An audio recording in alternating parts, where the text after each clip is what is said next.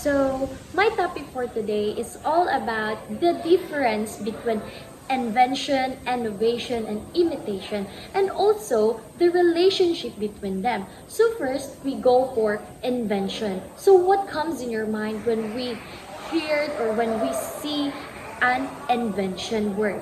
Diba? Invention is all about the creation of new product. No? A process or idea that has never existed before. Mao na siya ang invention. It is more on creation, 'di ba? If you are young entrepreneur or entrepreneurship in the future,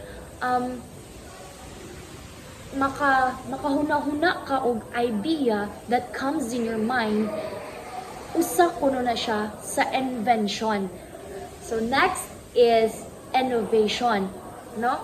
Innovation, it is the process of improving, developing, or applying inventions or existing ideas in a way that adds value or solve problems, no? Ang innovation ko no is gina-develop niya ang invention, no? Ang invention kay creation man, di ba? So, ang innovation gidugangan, in a unique way bitaw siya, no? Next is imitation. So, what is imitation?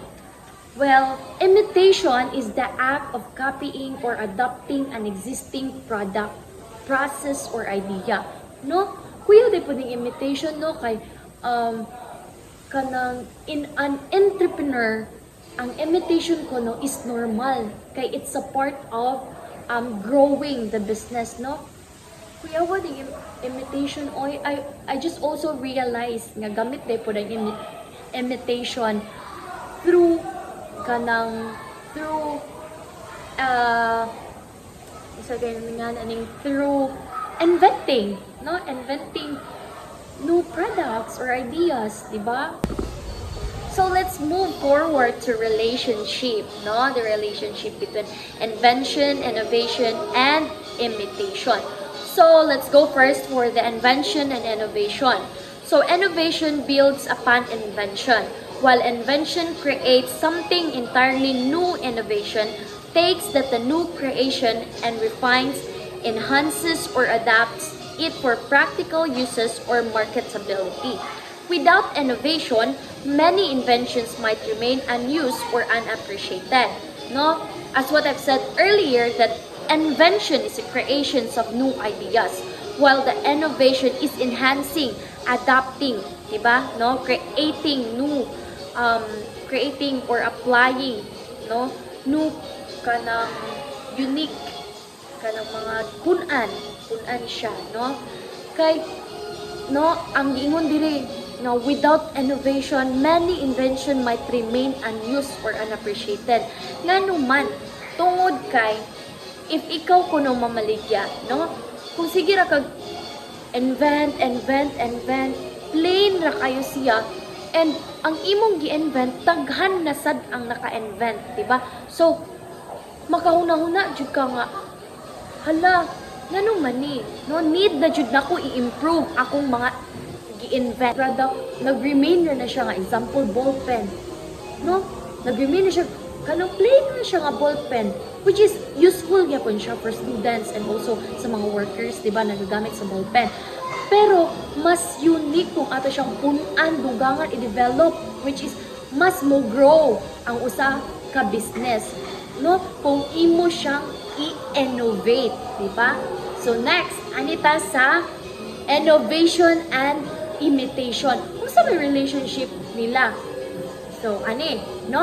Imitations often follows innovation, no? More copy ba? Copy siya, which is gipunan gyapon siya, no? Gipunan gyapon siya, pero lahi nag like press example sa iPhone, di ba? Na-emit nga iPhone kay ang emit nga iPhone mao sila forma, pero ang camera blurred kaayo. Mao na siya imitation, di ba? Daghan naka-relate ana. So, anita, no? Once a company kuno successfully innovates and demonstrate market success, competitors may imitate to reduce risk and cost. no? Associated with creating something new. Lagi, kato kong gingon nga, iPhone, no? Daghan kayo mga kanang bag-uron nga imit traday siya, no? Press ang mga shoes, branded nga shoes kunuhay, o mga samba, inig-order na to sa TikTok na dito. Pero, if adto jud ka sa kung adto jud ka sa gi-innovate o sa to ganit ato isa gina-invent o gi-innovate jud sa original na kumpanya, lahi ra jud siya sa imitations, no? Kuya po yung imitations kay makapi po nila, pero maot jud siya og forma, di ba? Mga second hand, ting-ana na siya ang imitations. Pero ang imitation ko, no, useful, no? Useful siya in a way nga kanang kuan po sila maka-afford ang mga tao, pero ang kuan niya, ang iyahang quality different ra jud siya sa gi-innovate, no? Kasabot na ba ta sa unsalan jud ang invention, innovation og imitation, no?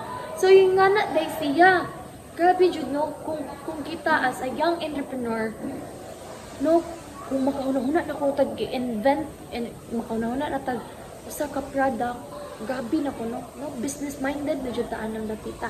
So anita, next is kanang in an essence, inventions spark the process of creating new possibilities.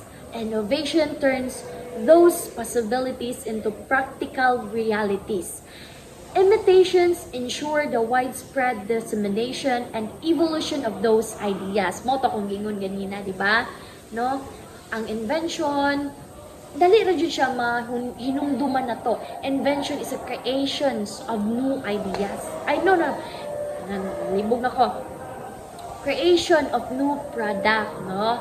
Unja ang innovation, from the word itself, innovation, dali ra jud siya masabtan, di ba?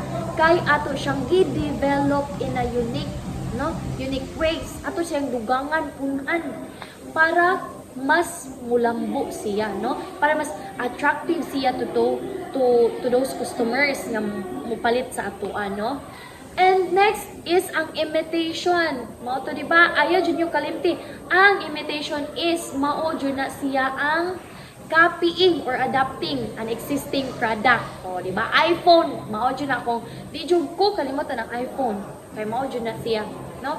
Nainindot kayo nga iPhone, pero ang imit, ko, maklaro ba? Blurred, basta ng blurred, dai. No? Kasabot to bata. So, mao sa to ang ilang relationship, no?